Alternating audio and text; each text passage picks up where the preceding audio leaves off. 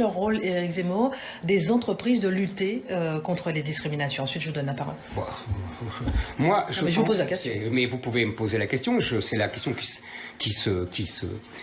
qui doit plutôt être posée à Madame Schiappa, puisque non, parce que pour moi, les entreprises, justement, je vous ai répondu tout à l'heure, les entreprises, elles doivent uniquement respecter la compétence. Le reste, on s'en moque. Et qu'il y ait que des hommes ou que des femmes, je m'en moque complètement. Ou que vous avez compris.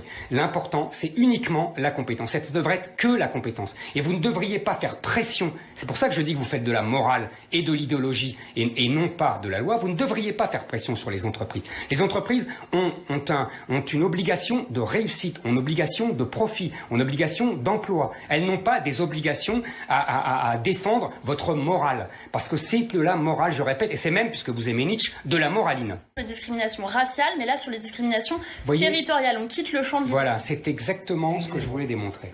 C'est que c'est sans fin votre histoire.